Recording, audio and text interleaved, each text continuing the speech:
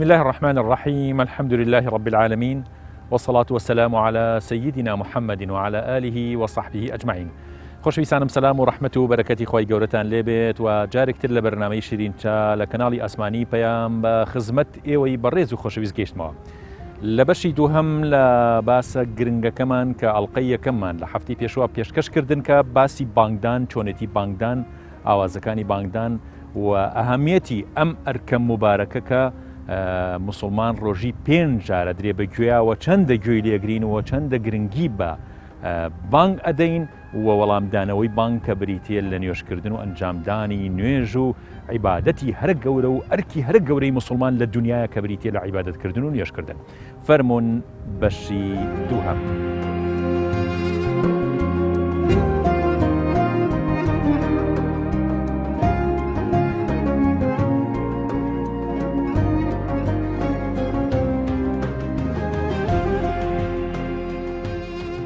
بانکی بەیانی بانگەوازە بۆ بەهاری گەشانەوەی ئەو ڕۆژەی تەمەن، بۆ دەستبەردان لە خەوی غەفڵەت و غەفڵەتی خەو، بۆ گرنگترین ئەرک و وەزیفەی ژیان کە نوێژە، بۆ پیشاندانی کەمینەیەک لە مرۆڤ دڵسۆزە خواپەرستەکان، بۆ ڕزگاربوون لە قولاپە ترسناکەکانی سەرپەردی سیڕات، بۆ وەرگرتنی بەرەکەت و لەشساغی بەیانیان، بۆ مەئیوسبوونی شەیطان، بۆ نۆشکردنی عاقبەت خێری. بانکی نیوەڕۆ بۆ گرژبوونەوەی جەستە و چالاکبوونی بە ڕۆحە نوێژ لە دوای ماندوێتی و سەرقاڵی ڕۆژ و ئیش و کاری درێژ. بانگی عەسر بۆ بە ئاگابوونە لە عەسری کۆتایی دنیا. بانگی مەغریب بۆ بانگدانە بەوەی ئینی لا ئوحیب الئافلین. بانگی عیشا هەرگیز لە عیبادەت ناسرەبین. حەی عەلە الفەلاح، حەی عەلە الفەلاح، حي على الفلاح.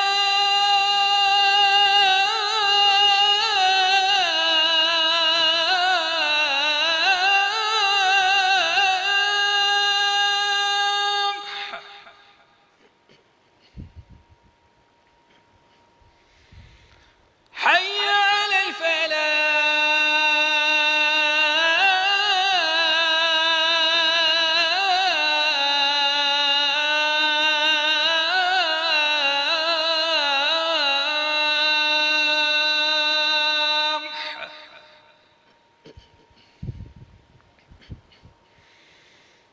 الله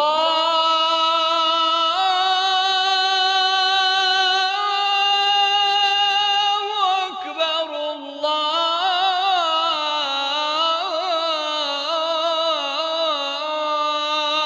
الله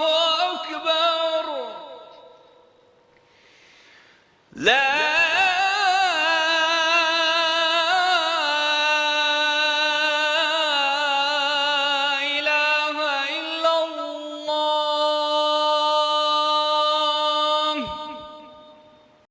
ئێمە ئەگەر لەمانەی ئەسڵات و خێر و منە نوم تێ بگەین ئەوە ئیتر پێویست ناکە باسی نوێژی بەیانی بکەین بە دوو شت. یەکەم نوێژ باشتر، نوێژەکە ئەسڵات و نوێژەکە باشترە لە خەوەکە. ڕێک بە تەفسیر عەرەبیەکەی چکە ئیسمی ئیشارە معروفە، نەفرێ نوێژ باشترە لە خەو، ئەفەرمێن نوێژەکە باشترە لە خەوتنەکە. بڵێ لەبەرەوە یعنی چی؟ یعنی هەمێکی بەتەوە کاکە نوێژەکە باشتر لە خەوەکە بەس بە نەرمی. ئەسڵات و خێر من ئەمەیەک نافەرمێت لا تەنوموا قوموا إلى الصلاة، مەخەون هەستن بە نوێژ. نا سەلام هێنایە بۆ جەماعەت نیو ساعت دوایە تەوقیتی ساعتێکی کرد هەڵە سێ بۆ نوێژ. وەلو ئەمە شەرعیدان نییە بەوە، یعنی باشترین و جوانترین و گەورەترین نوێژ لە مزگەوتایە. بەڵام ئەمە شەعیرێکە بیلالی حەبەشی ئەمەی داهێنا ئیزافی کرد لە مزگەوتەکە، پێغەمبەر صلی الله علیه و سلم بێدەنگ بوو لە ئاستی کرا بە زیادەیەکی شەرعی لە بانگە. طبعا ئێمە لە بانگە زیادەی شەرعیمان هەیە. یەکێک لەوانەی کە هەیە ئەسڵات و خێر من النوم. زیادە شەرعەکانی بانگ ألا صلوا في الرحال، صلوا في بيوتكم، من قعد فلا حرج عليه. ئەم هەر سێ بڕگەکە بۆ کاتی سەرما و سۆڵە و ڕەشەبا بۆ ئەو کاتانەیە کە زاین جەوەکە مەسەن لە ڕووی ئەمنیەوە ئارام نیە جەوەکە خەڵک نابێ بێتە دەرەوە. کاکەگیان مؤەزینەکە لە دوای حەی عەلە الفەلاح ئەڵێ چی؟ دانیشن لە ماڵی خۆتان مێن بۆ مزگەوت. ئەو بڕیارەدا لەسەوەی کە مزگەوت ئەم عیشای نوێژیتیان ناکرێ. مؤەزین ئەیچ ئێمە ناڵێ مؤەزینە بێ ئەمیندار بێ، یعنی خاوەن ئەمانەتە، بان ئەمانەتە، نوێژەکە ئەمانەتە لە دەستی ئەوە. بۆ نمونە یەکی لەو شتانی کە لە مؤەزینە هەیە زۆر زەرورە کە ئێمەڵێن ئەمیندار بێ. یەکێک لەم مزگەوتە هەیە نەخۆشی پرۆستاتیە خۆی پێ ناگیرێ ناتوانێت لە 2-3 دقیقە زیاتر دوای نوێژ بوەستێ ئەم کابرا بێ بە کێ بڵێ بۆ مۆز نابێ بە ئیمان بڵێ بە موەزین ئەبێ بێ بۆ مۆزین بڵێ کاکە بن ناتوانم خۆم ڕابگرم لەبەرو ئاگا لە من بێ موەزینەکە چیەکات کە بانگ فەرموو سەیری ئەو کابراکە کابرا دوای بانگ درا بڵین 2 دقیقە دوای بانکە چێ دەست نوێژ تازاکات هاتە ژوورەوە 1 دقیقە بەسەر ڕووی موەزینەکە قەبێ قامەتکە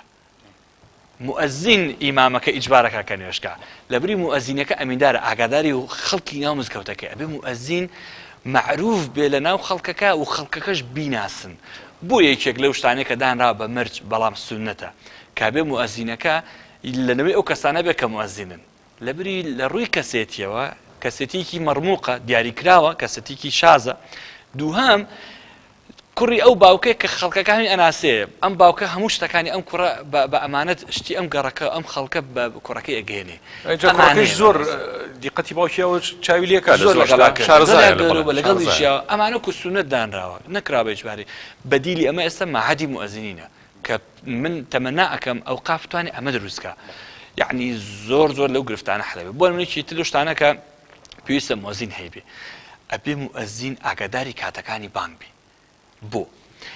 ئەو دقەی کە بانگە فەرمێ طبعا عەرزم کردی بانگ ئیعلانکردنی چوو لە ناو کاتی نوێژە یعنی بۆ نمونە ئەگەر 1 دقە پێشەوە بانگ فەرمێ گوناحبارە بێ دروست نییە بانگە بەڵام 5 دقە دوایش بانگ فەرمێ اعتیادیە دواب کەوێ قەیناکە بەس پێش لەبەری ئیعلانکردنی چوو ناو کاتی نوێژە وەلەو مەسەن تۆ کە گوێ لە الله ئەکبەر بۆ توای نوێژکی بۆ لەبەری تۆ لە دەشتێکە گوێ لە بانگیە ساعات 6 و 5 دقە بانگی عیشا فەرمێ تۆ 3 ساعت کردی بوو بە 6 و 5 دقە توای نوێژکی چکە چۆتە ناو کاتی نوێژەکەەوە یخۆ بانگیشی لێ نییە وانێ لەبەرەوە خۆ دەتوانی بانگ فەرمی ئەشتوانی یەکسەریش نوێژەکەت بکەی یعنی هەردوو حاڵتەکەت یەکێک لەو شتانەی کە لە سونەتە لە بانگە ئەبێ بچە شوێنێکی بەرز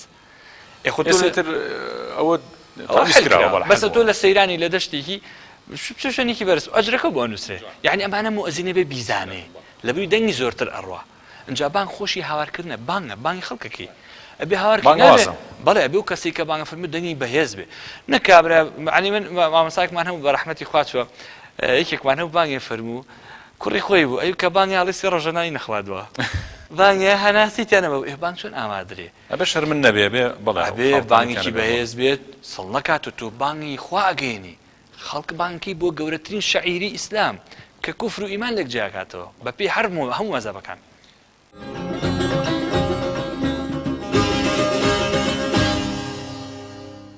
پێغەمبەر صلی الله عليه وسلم فەرمی بیلال گوێم لە تەقەی نعلەکانی تۆ بوو لە بەهەشتا یا رسول الله صلی الله عليه وسلم بێ چەند جار سەردانی بەهەشتت کرد بێ و گوێت لە چەند شت بوو بێ بەڵام باسە نەکرد و لەم کاتەیە کە پێویستە ئەمە بۆ بیلال بڵیت باسە کردووە فەرمێ یا رسول الله والله هیچ شتێ شک نابم کە من ئاوا چوبمە بەهەشت و خۆی گەورە ئەو فەزڵی یابێ بە من لەو شوێنەیە کە تۆ هەست پێ کردو و بینیوتە بەڵکو هەر کاتێ من دەستنوێژم کردووە ئەڵساوم دەستنوێژەکەم کردو و نەمهێڵاوە هیچ کاتێ بەبێ دەستنوێژمم دوای دەستنوێژەکە 2 ڕکعات نوێژی سنەتی دەستنوێژم کردووە پێغەمبەر فەرمووی دێ ئەوەیە بۆیە بیلالی حەبەشی کە مؤەزینی پێغەمبەرە صلی الله عليه وسلم وەختی ئەچێتە سەربانی کەعبە بانگە فەرمێ پێغەمبەر صلی الله لەگەڵ خۆیان ئەیباتە ناو خودی کەعبەوە لە بەیەکەوە نوێژەکەن چەند فەزڵێکی گەورەی خۆی گەورەیدا بە بیلال و کاتێکیش کە بیلال ئەو هەموو ئەشکەنجە و ئازاری چەشت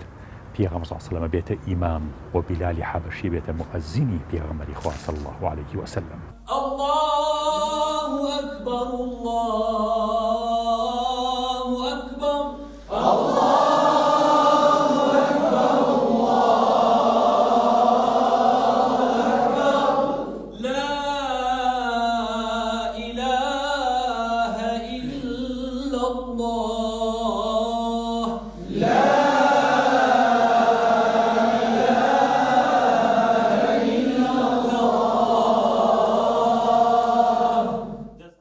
طبعا بانك شتێکی پیرۆزە لە ناو ئاینی پیرۆزی ئیسلامە هەموو بانگدانێک کە ئەکرێ ئاگادارکردنەوەیەکی گەورەیە بۆی کە ئینسان ئەچێتە کاتی نوێژێکی تایبەتەوە بۆ نوێژی بەیانیە نیۆڕۆیە عەسرە ئێوارەیە عیشایە ئەمانە بە بانک ئاگادارەکەنەوە کاتە بانک شتێکی گەورەیە لە ناو ئاینی پیرۆزی ئیسلامە و ڕوکنێکی گەورەیە کە ئینسان ئاگادار بێتەوە کە چۆتە ناو کاتی نوێژێکی تازەوە نوێژی نیۆڕۆەکە بەهۆی بانکدانەوە ئاگادار بێتەوە کە کاتی نوێژی عەسر هاتووە. زیاتر سەرسامی بەکێل لە بانگوێژە جیهانیەکان یاخودی کوردستانی خۆمان. بانگوێژە جیهانیەکان شێخ عەلی مولا بانگبێژی حەرەمی مەکی زۆر معجیبن بە سەوتی ئەو و بانگبێژی کەمان زۆر الحەمدولله هەمیان سەوتیان خۆش و لە کوردستانی خۆشمانە کاک دکتۆر گۆچەر نمونەیەکی دیارە لە واری بانگبێژیە و الحەمدولله ئەوەی جێی دڵخۆشیە لە دوای ئەم دەورەیە سەنەدی بانگبێژی وەرەگرین کە ئەگەڕێتەوە بۆ سەر حەزرەتی بیلال ڕزای خوای لەسەر بێت کە ئەم سەنەدە ساڵ بە ساڵ و سەدە بە سەدە لە ڕێی ئەوە هاتوو ئینشاڵڵا بە ئومێدی ئەوەی کە ئەدایەکی جوان بکەین و حەقی تەواوەتی خۆی بین بە بانگبێژی ئینشاڵڵا. بانگیش بەڕاستی نیدایەکە ینی چۆنەڵی مسلمانان کۆکاتەوە ینی ئیمانداران کۆکاتەوە بانگیانەکە بۆ جەماعەت بانگیانەکە بۆ حاڵی مسلمانان ئاگایان لەکتری چۆن ئاگایان لەکتریە بێ بانگیانەکە بۆ ئیجتیماعێکە هەمویان کۆ بنەوە بن بە یەک جەستە و ڕیز یەک ریز و یەک سەف و ینی یەک دڵ و یەک هەست و یەک هۆش بۆ ئەوە بانگ زۆر گەورەیە بانگ پیرۆزە کە ئیتر ئەوش بەسە کە پێغەمبەری خوا ساسان فەرمێ المؤذنون أكثر الناس أعناقهم يوم القيامة. بەڕاستی ینی زۆر گەورەیە تۆ لە ڕۆژی قیامەتە سەر لە هەموو کەس بەرزتر بێت لەگەڵ و کەسانەی کە بانگەدەن ینی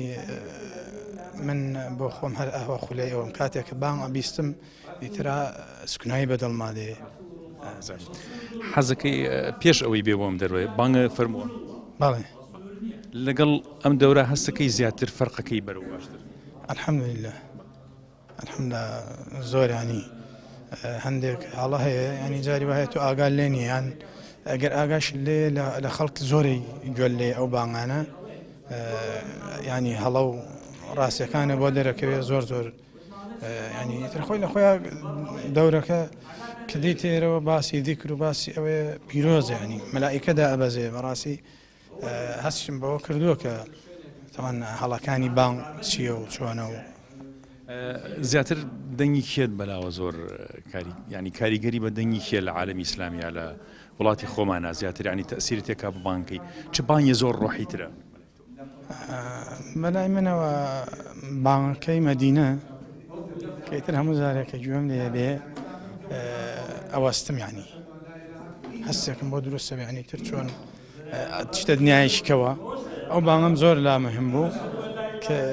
چەند جارێک چوومەتە لای ئەو عالمە بەڕێزە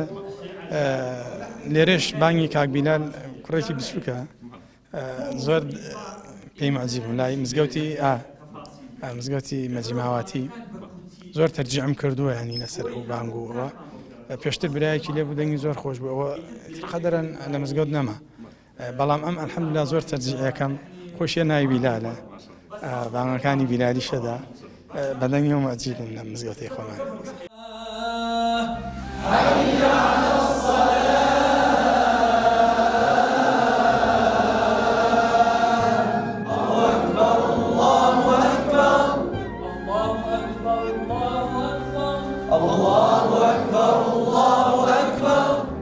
الله ئەکبەر چ دەنگ و سەدایەکی جیهانیە هیچ دەنگێک لەسەر زەوی نییە ئەوەندە بە منەظەمی و لە پێنج کاتی دیاری کراوی دنیادا ئاوا بڵند و پڕمانا و جۆشتەر و خەڵک کۆکەرەوە بێت هەموو سەعاتێک لە شوێنێکی ئەم دنیا بە هەزاران بڵنگۆ و میحراب دەنگی بانگی لێبەرزە بێتەوە لە هەموو سەعاتێکە سەدان هەزار موئەزین بانگە فەرمون و بە ملیۆنەها وەڵامی ئەوان دەدەنەوە. الله ئەکبەر ئەمە چ موعجیزەیەکی بێوێنەیە ئەم بانگە بە ملیۆنەها شەیطانی جین و ئینس سنووردار ناکرێت کپ و بێدەنگ ناکرێت ئەم میهرەجان و جاڕەگەردونیە هەتا قیامەت بەردەوامە بێت هیچ دین و ڕێگا و ئایدیا و دەسەڵاتێکی دنیایی ناتوانێت تەنها یەک ڕۆژ ئەم موعجیزەیە دووبارە بکاتەوە کێبەرگەی هەزاران ساڵ لەم جیهادە ناوازەیە ئەگرێت ئیسلامی سەرکەوتوو نەبێت وەڵامی بانگ بدەنەوە با شاهید و بەشداری ملیارەهای ئەو ڕۆژە بن و لە مەحشەر و سیڕات نزیکی باڵا بەرزەکان بن. اللهم رب هذه الدعوة التامة والصلاة القائمة آت محمدا الوسيلة والفضيلة وابعثه مقاما محمودا الذي وعدته. اللهم آمين.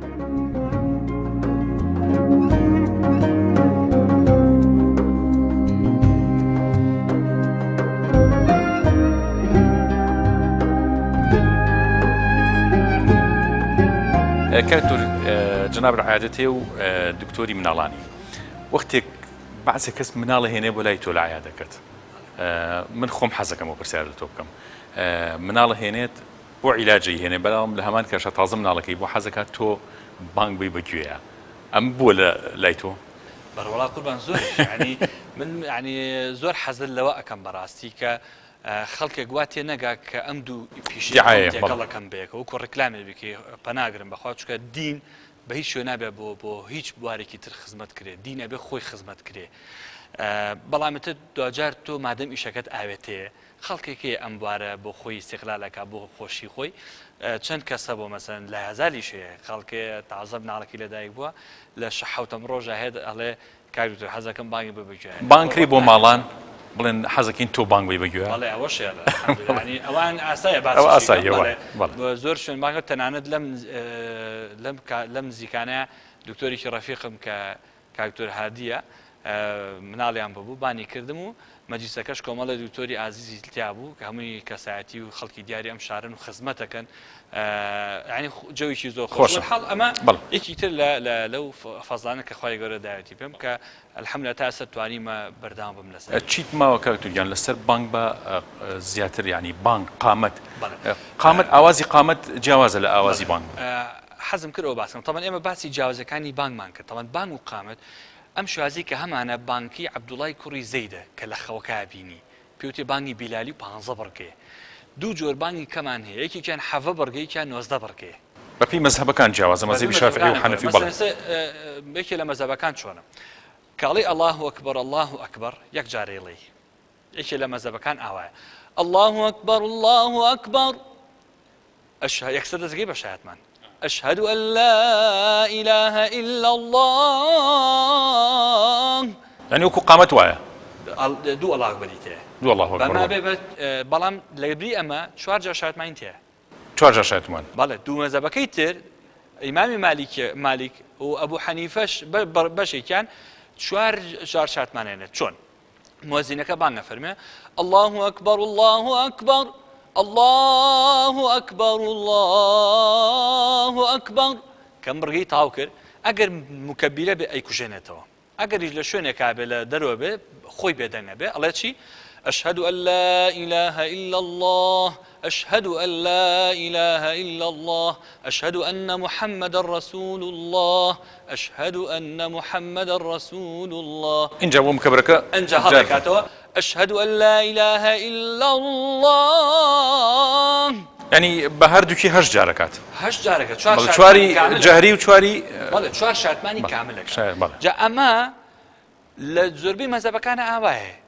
طبعا علماء متفقين لسرو كز بهمو أم شوازانه بانگ بدري بو هيچي والنبي تنها بانگي بلالك به بله بس دولات يما ناتواني امامك يعني خلقك بنعتلت ياك مثلا اتواني شوازكي مؤذنك بيغوره مثلا الله اكبر يكمي كر تكبيرات كان اولي كر مايك كاب كوجنتو لبر خوي بلا اشهد ان لا اله الا الله اشهد ان لا اله الا الله اشهد ان محمد رسول الله اشهد ان محمد رسول الله انجا مايكل كاتو بيلت يعني بخلق تحملي بانكا بانك مديكي باشي بيجت بانك بله طبعا سنه بانك دريش كريتو قامت خيرافه بله بس بو مغربنا بله برا من هي بانك افرميت لهم لزور الله تبشم بينيو بانك افرميت ركلي بدوايون يعني بانكي سريع الله اكبر الله اكبر الله اكبر الله احلحني شيت يعني طبعا ما ذوقي بانك اكوجيتو رح يعني سوزي بان اكوجي بان ابي خلق بانكي تو بشوازي كي رغبان خلقيت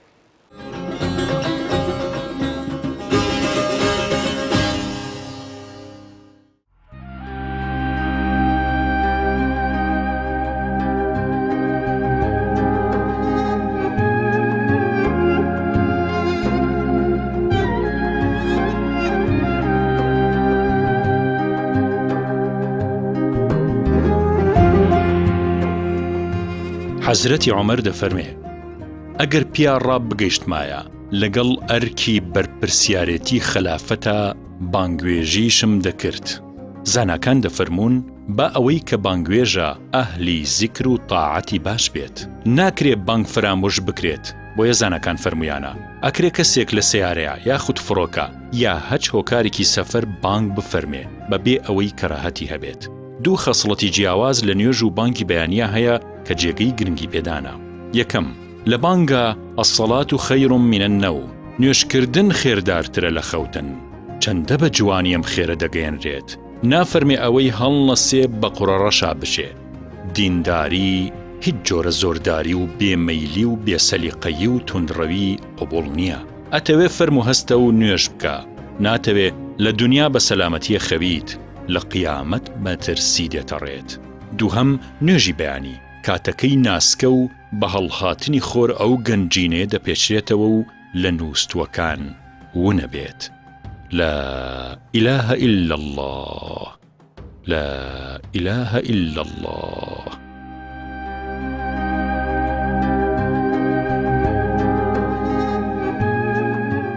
الله أكبر الله أكبر أكبر الله الله أكبر الله أكبر الله أكبر الله أكبر أكبر الله أنجاك أوصي أخيركي الله أكبر أوانا أكبر باشا الله أكبر الله أكبر أكبر الله الله أكبر الله أكبر ئەمە یەکەم اختیبارێتی یاخۆ قۆناغی سەرەتایی تەدریبێتی بۆیە عادەتەن ئەو هەڵەوردانی کە ڕوایەت بە تایبەتی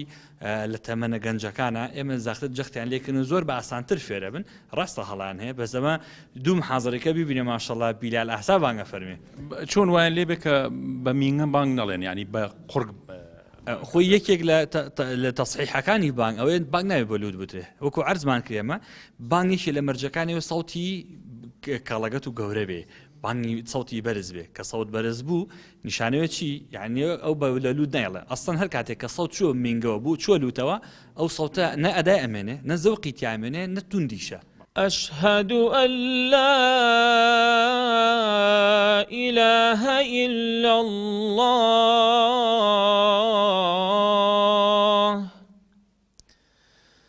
أشهد أن لا إله إلا الله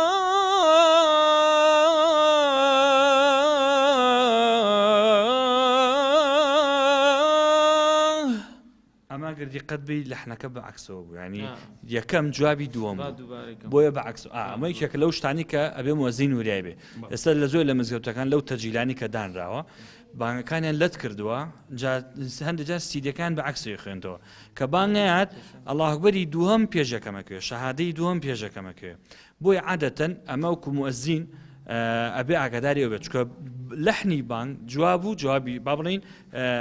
ئیبتیدای هەیە و جوابی هەیە حەی عەلە سەڵاتمان بۆ بڵێن بیکەمە سێگا بەدڵی خۆت تەمەنێکی تر شتانی کە فێرە بن ئاوازەکانە بەدڵی خۆت چه ئاوازێکە بەسەوەی حەی عەلە تەیمان بۆ بڵێن حي على الصلاة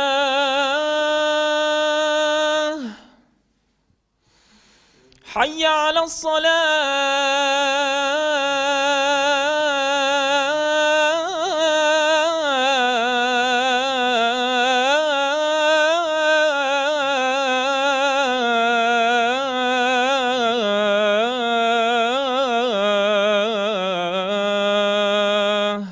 دەستخۆش طبعا ئەم پیاوە ماشەڵڵا نەفەسی زۆرە بۆی عادەتەن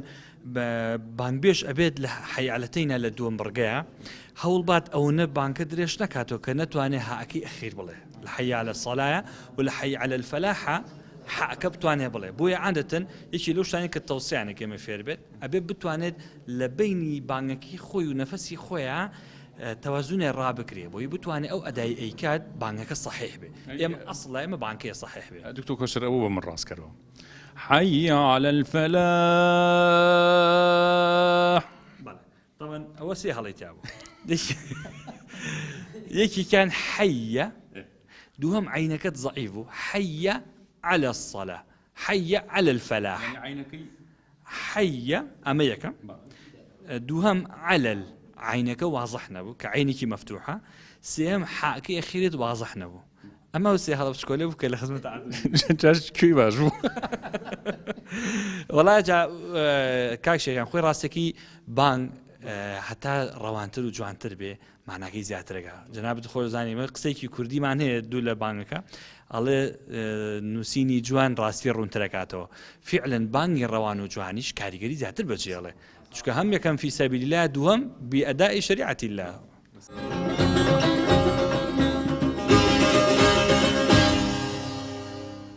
من دقتهم يعني هر لكناڵەکانی كاني خوشمان يعني جاري وهي باني مغرب يا وقتك نزيكي حوالا الراديو كان ياخذ كناڵەکان هەندێک جار بانكي زور سريع كأوي جناب تفرمي يعني سليقا لوا زور كما هسكي كاشف بعرزكم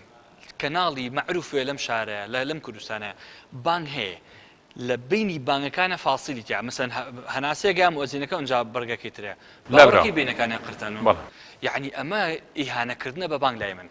باسي خومك اما اهانه كردنا ببان يعني تو ندشو مؤذنه يعني خلقنا لك كلام مؤذنه هناسي هي نيه شلون برقانه بدوياك بان فرمي بان سنته هيوانش بي تو لبخاطري حواله كان بان كردكي تو ايش جوابي خوايتو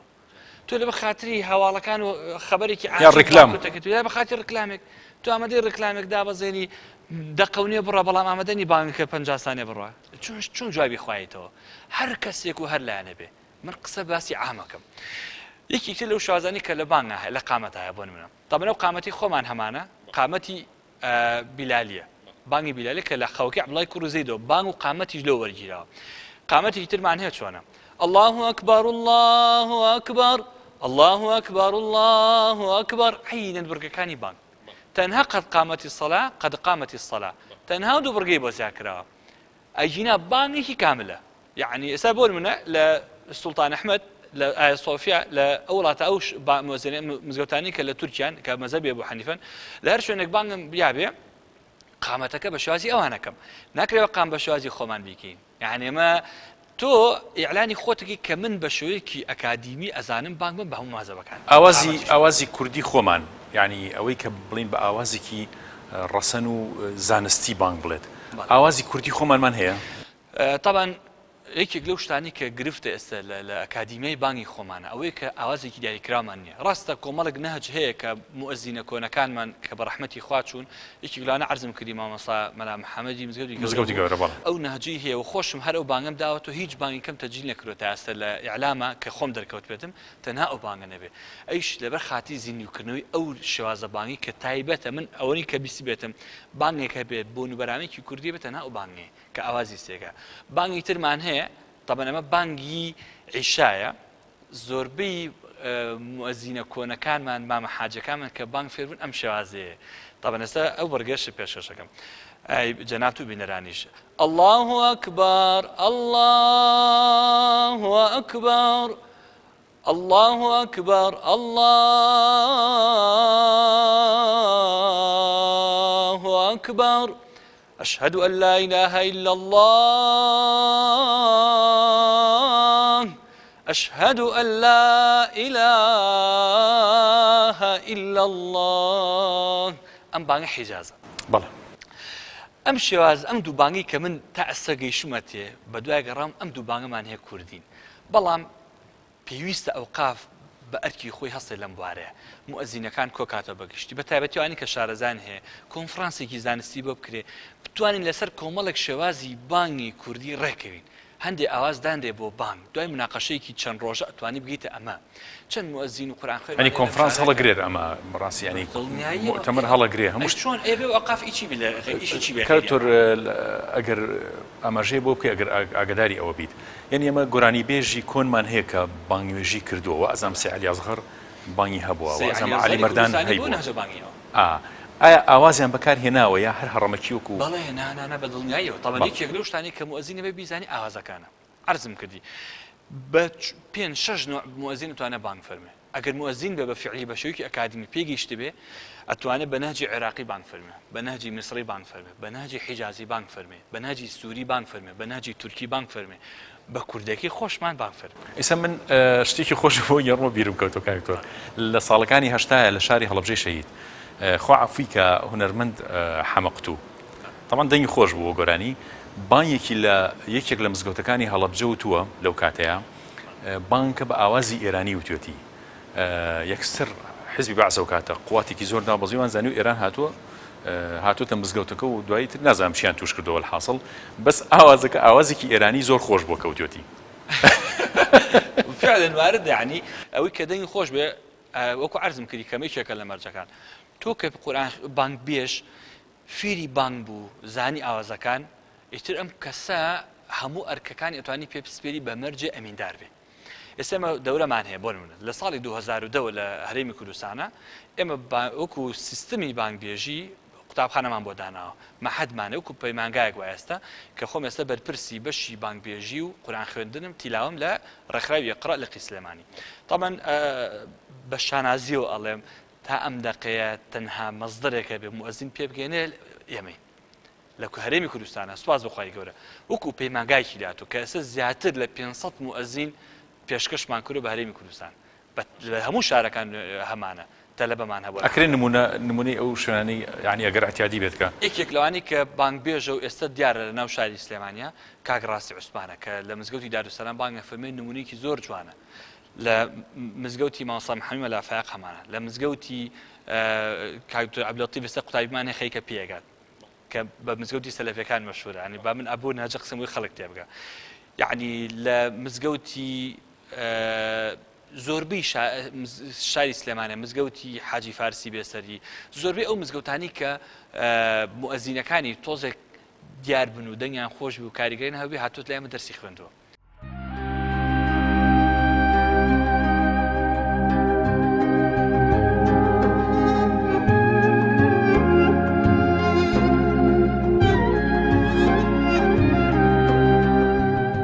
حي على الصلاة لقل حي على الفلاح لم دو رستهاندري بانگوێژدا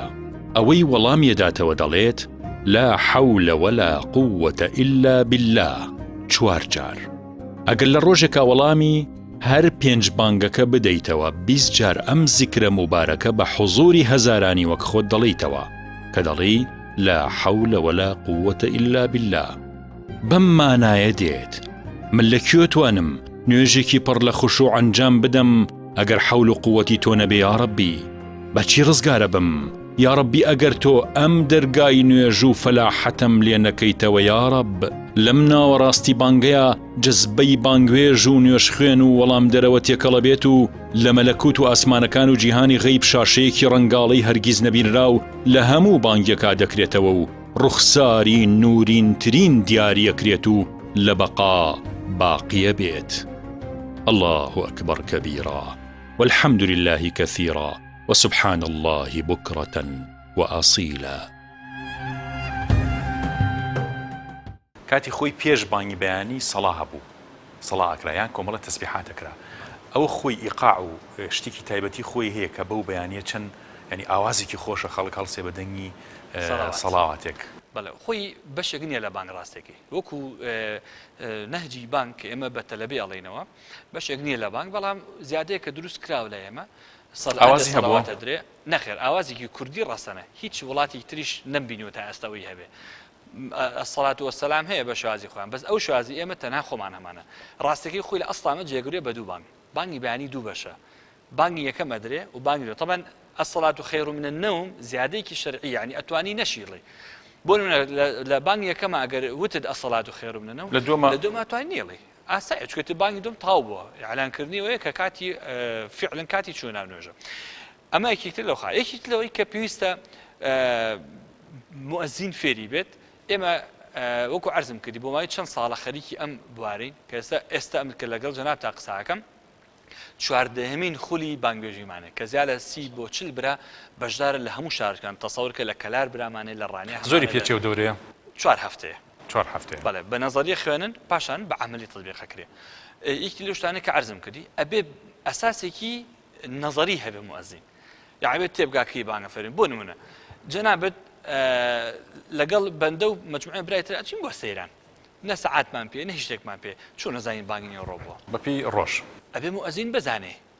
مؤذن كالي مؤذن ابي شهر زابت مؤذن يعني الريبيدراو وایە هالرخوي اواه وایە ڕێپێدراوە بانگ بيش يعني الريبيدرا ببانگ بيجي خوي الرك اللي مكا اواه بو يبي ام كسا همشتك لباري بانغا بزانه ابراهيم مؤذن معناه وقفك بون منه عندي وقفه لبانغا زور خطره يعني شو بابي كفر وخا بنما مثلا مؤذن على شيء لا اله الا الله لا اله نعوذ بالله وقف اللي هيك خوايا قنيه نعوذ بالله راس واني لبرو اما بيت بابي كفر بانكي بي بطالبته لا اله الا الله اگر بسري عيش بيلت نابي بوسطه مثلا لشو يترى على شيء امانه هني هلن كنابي بكرين هني هلي تري اسايه بس امانه هلي خطر مثلا يجي على شيء الله اكبر الله طبعا الله ابي بشي الله اكبر نعوذ بالله برسيار برسيار راس يعني امانه خطر زۆر واردە لە ناو کوردواری خۆمانە مزگەوتەکان زۆر واوە یەکێکی لەو هەڵانی کە بەهی شوێ نابێت لە بانگە هەبێ حي على الصلاة حي على الفلاح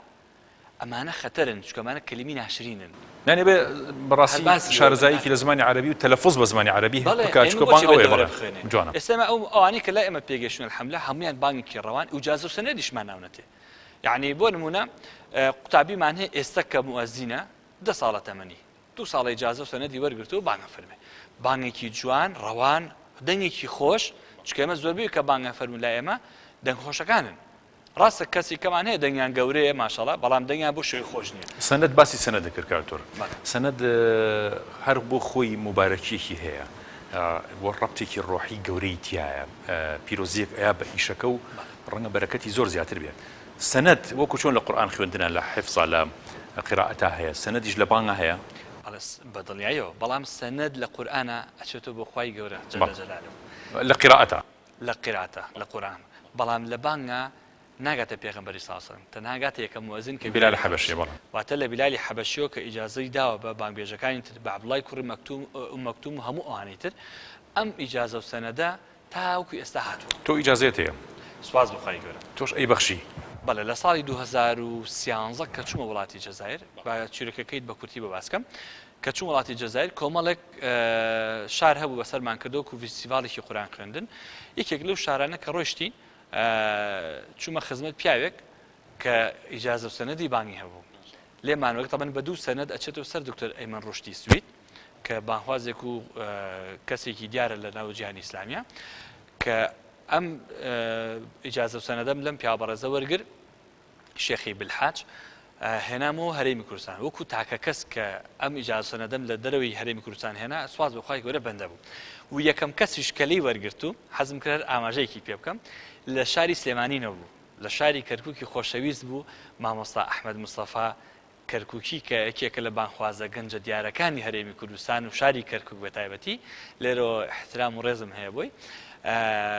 ئەو پیاوەڕێزە بوو کە ئیجازە سەنەدی لێوەرگرتم کە یەکەم کەس بوو و ئەوان لە ڕێ ئەو قافەوە لە کەرکووک بڵاویان کردەوە و ئێستاش الحەمدوللا شار و شارۆچکانی کوردستان هەمووی خولی بانگبێژیان هەیە ئیجازە سەنەد دەدەن هەمووی ئاواوکو وەکو بڵێن سەنەد ڕۆیشتووە بەناو بانگبێژەکانی هەرێمی کوردستان ئەو شتانی کە خۆش بوون و دیاردی ناخۆش ڕوویاوە لە بانگا لە گەڕانتا لە وڵاتەکانە دیاردەی جیاواز موسڵمان بوون بەهۆی بانگەوە ئەم شتانە چی دوینیوە کاتۆر شتی زۆر خۆشن حەزم کرد یەکدوانێکی باسکەم یەکێک لەوانە بەهار لە جەزائیر بمێنینەوە جارێ لە وڵاتی جەزائیر لە شارێک داوەت بووی ناوی بۆ عەریریج بوو ویلایەتێکە طبعا جەزائیر وا ئەزام 31 ویلایەتە لە ویلایەتە داوەت بووی بانگی عیشان فەرموو کە بانگی عیشان فەرموو بانگێکی عەبدولعەزیز بوخاری بە ڕەحمەت بێ یەکێکە لە مۆزینە کۆنەکان ساڵی 56 بانگی فەرموو لە حرەمی پیرۆز شوازی بانکی ئاوایە مثلا یەک بڕگەی عەرزی جەنابەت و بینەرانەکەم لە ئەفەرمێ حي على الصلاة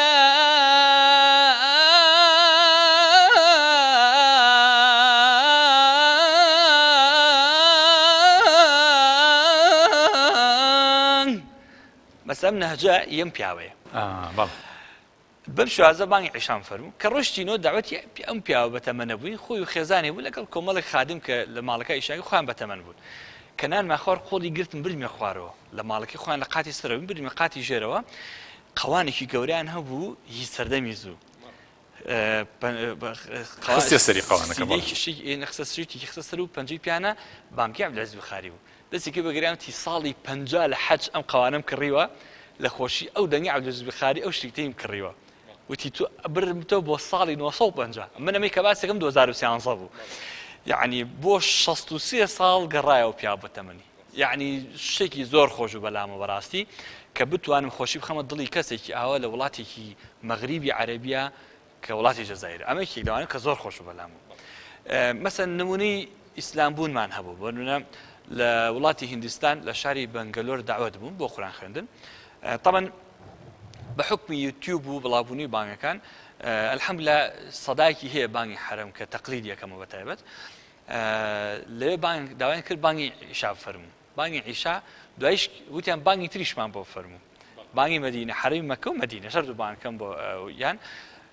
لە دوای ئاهەنگەکە کۆمەڵک لە ئەوانی کە سیخن یاخود ئاینی سیخیان هەیە بەڵێ ئاینی سیخیان هەیە لە ناو ئاهەنگەکە هاتن ئیمان هێنا بە کاریگەری بانکە سواز بەخوای گەورە ئەمە زۆر دڵم پێی خۆش بوو ینی وەکو خۆم کە ساڵی 2012 بوو یەکەم جارم بوو ئەزمموی ئەوە بکەم کە خەڵک لەسەر دەستی ئیمان بێنێ ڕەنگە بە غێر واشێر بڵێ هەبێ خی گەوری شەڵا لێمان وەرگێ بەڵام بە ئاشکرا یەکەم جارم وشتیابیم زۆر کاریگەر بوو لەسرم ینی زۆر خۆش و بەلامەوە هیچ شتێک کە پێغەمبەر صلی الله علیه و سلم فەرمێت باشترە لەوەی کە خۆی بەسەرا هەڵهاتۆ بۆ تۆ بە فعلی ئەو حەدیسە چێژی ئەو حەدیسەم کرد ئەو شەوە ماشاءالله ئەوەیەکی بڵانی کە زۆر خۆش و بەلام یەکتی لەو شتانە کە بەلامەوە خۆش بوو یعنی هەر یادگایەکی خۆشە لە بانگە زۆر برا بۆم باس کردو کە مەسەلەی مزگەوتی کەڵەکن بوو مزگەوتی کەڵەکن ئەو ساڵێکی ئفتتاح کرا بان کرام قورئانم خوێن بانگی عەسریش کە لێ بووم بانگی عەسرم ما ئفتتاحەکە با نوێژی عەسر بوو کە بانگمان تەجیل هەبوو کاتە کە شیتی تیا بوو شتەکان تێکردوتی با تەجیلیکەین بۆی تاوکو مۆزینی کێ بدارێ بەم شریتە بانگەین وتم باشە بانکەیان تەجیل کردو تاو دوای ساڵێک لەگەڵ دکتۆرێکی ڕەفیقمان بە سەردانێک چوونەوە کەڵەکن بۆ نوێژی عەسر و بە هەمان نوێژ ویستم بانگ بەم لێوێ سەلام کرد و مامە حاجێکی من جەوری لێ گوتم مامە حاجەمێ بانگ بەموتی نەوەڵا قوربان ئێمە بانگ ناین ئێمە شریتمان هەیە هەر بۆ بانگێ نابێت کەس بانگ بە چەند پێبوون هێش بانگ دوای کە پەنجەی پێیانە شریتەکەی ساڵی ڕابردوو هەر بانگی خۆ وتم کاک مامە حاجی تۆم خۆم هاتووم بە حەی بانگ بم تو نایاڵی بە شریتەکە قەیدە سەری وەڵاتر زۆری اعتیزار بۆ جەناب و بینەرانێ بەڵام وەلحەڵ شتێکی خۆش بوو و دوجا هەر بانگی خۆم بوو یعنی ئەمە یەکێک بلو یادگارانی زۆر خۆش بەلامەوە شتی تریژە بۆ نمونە کە خۆش و بەلامەوە بەڕاستی بۆ جۆرێک کە ئاوێتێکی ئیمانیشی تایە لە مزگەوت هەبوو بانگم ماوە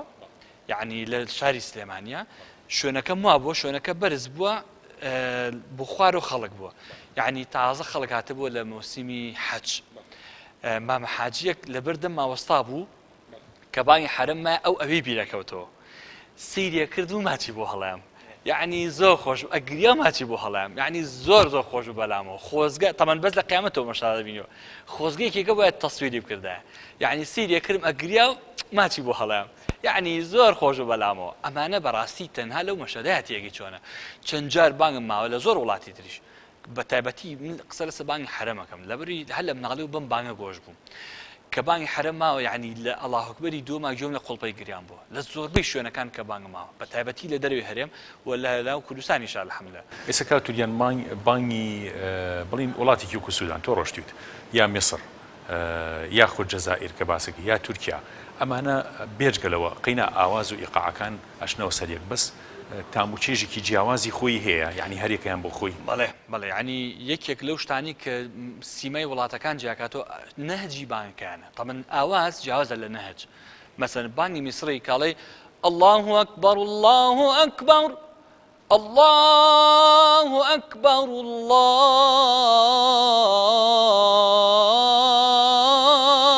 ئەکبەر ئەمە نەهجی میسریە هەموو کەس وەکو لە عەبدوڵڵاه زۆر گوێمان لێ بوو بەڵێ بانگی خۆمان کە عەرزم کردی مثلا الله ئەکبەر الله ئەکبەر ئەمە بانگی خۆمانە مثلا خەڵک پێناسێ بۆ نمونە بانگی کوردی خۆمانە کە عەرزم کردی حي على الصلاة حي على الصلاة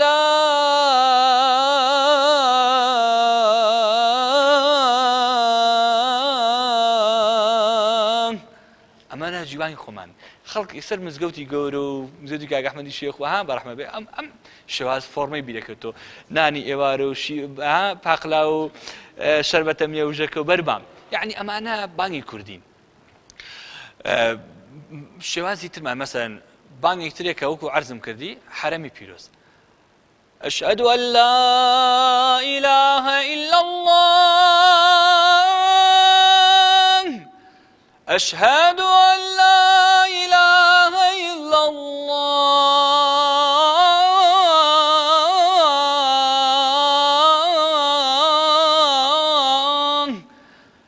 كابرا حرمي بيكتو شو بو عمره سفري حجي كردوا يتبي كردوا الرابو أبي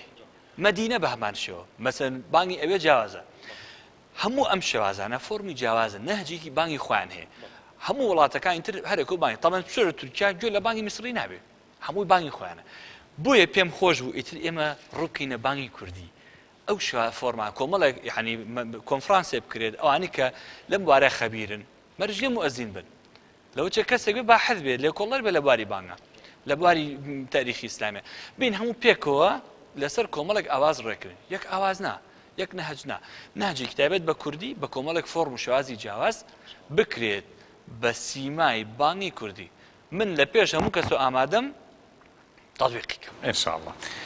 يك برسياري شخصي لجلاب اشتكين هر شلون بمنالي ام خلياي بانغ وقران وقراءته ام اوازانا كوتا سرد كي ما مصاد بو كي هاندرد بو لما يا بله من اوي كبي كاريگر بوم طبعا واز القران خوندن بين قران خوندن شتيك بانغ شتيك دو عالمي جوازن روكو هنر وكو فير بو بانغ بيجي اوي كلي لي فير بوم تشيجي بانغ لي ورگر ما مصامل محمد يكبو لمزگوتي گوره جمعان بانغ يفرمو شوازي حرمي مدينه مكه بانغ يفرمو لو بياوش عاشقي بانغ لدوي او ما مصامل محمد ورحمتي كان زوجي گوره بويش او عشان بانغ يفرمو مغربان وعشان او ما مصام محمد كوا از مثلا مزگوتي باختياري امامه دستكاني ما جكم ام بياو برزه جمعان بانغ يفرمو او كاته ما مصامل صالح امام خطيب وله لم كاتو كتمن 6 سال بو لخزمت باوك ماشين بو مزگوت نوجو جمعه معنا كله دوكانو شاگردي باوكم بو كنوج جمعه معنا كر نوجكا انتر معنا كله مزگوتي قامشان جمله بانغانا بو لمو فير بو ورده ام بانغ شو خو كاته اعلام نبو بو شوكا توجو لبانغ بي خوشويستي وعشقي بانغ لو دو بيا برزو شو لقى ما مسامل حسني رحمتيش شكو ما لقرشي كاني اسكان بو نزيق مزگوتي قامشان اتر هاتو شي مزگوتي قامشان ماكر مزيد قائمشان ينام شوقه كان اللي ورده لحوصاله تقريبا بانغ ادا لقال تقليدي الشيخ مرحوم عبد الباسط من شاي ما كردو كقران ما كان بتابتي الشيخ عبد الباسط يتتشجيع مارك شو زور كاري براستي من قرزاري دايكو باكو 4 دوره كامله سلامه او ما مصاني كما مصار ريبوار كي كم ما مستان بو درسي عينيم للاخوندو ما مصار ريبواري محامي ليرو دسكاني ما جكم ما مصار ريبوار كيتر ما مصار محمد شاوشين هم اما مصانك من يا بيغاندو قيشمه استا يعني اما مصاب الرزانه ك تشجيع يعني كلهم لسر بانك لسر قرآن خوندن واستبون بوم كوتشريكا خلقك امناسي لحضور جنابته بنرانا وسطاهم قرزاري اوانم يعني هر كسيك خوي بقرزاري او ما مصاني نزاني بوفاه اگر بوفاه جو برانبر بخلق بوفاه برانبر بخواش من لم يشكر الناس لم يشكر الله بوي حزم كيك كنا بينهم ما مصاب الحميد ما مستان بو يعني اماني كدرس يعني بيوتون بلا موكو نهجي بانو قرآن خوندن لروي اوازوا نخير اوكو فير كردني تعليم بس وكو اواز كانوا فيربون فضل دوای فضل خو خوم هولي خوم ما يعني هر اوج بو كواي كردوا خول كمو بو تشبو بان تشبو تيلا بو اواز كان لبرچي لبروي ك زوربي اواني ك لنا ام هري بكردستان ابون راس مؤذن بو بشويكي اكاديمي نفير بون نخلقي شان تواني فيركن ويستوم ام درجا خوم بيشكينم والحمد لله ام نهجا ام شوازه كلا بشويسي شوازكي أكاديمي خلق ما بيجاندو تأستا الحملة وكو رائدكي الحملة على مكي تعمل قيا بدس خمه هموكو بانك هم بكوتيلا راست شوي انتر هي بلام نهجكي سرتاكي كأمرج كيش كانوا تشوكو آواز چۆک و بانک چۆک و تیلاوە الحەمدلله لای خۆمانەوە بۆ سواز بەخوای گەورە و منەتیش نییە فەزڵێکی خی گودایەتی بەسەرمان ئەمانەتێکە ئەبێ جێبەجێکین و لە هەزاریش بەرداوامی لەسەری و ئێستش خولی چواردەمینی بانگبێژیمانە لە ڕێکخراوی قەرڵقی سلێمانی کە دووهەم و سێهەم حازەری لەم هەفتانە ئاخوێنرێ.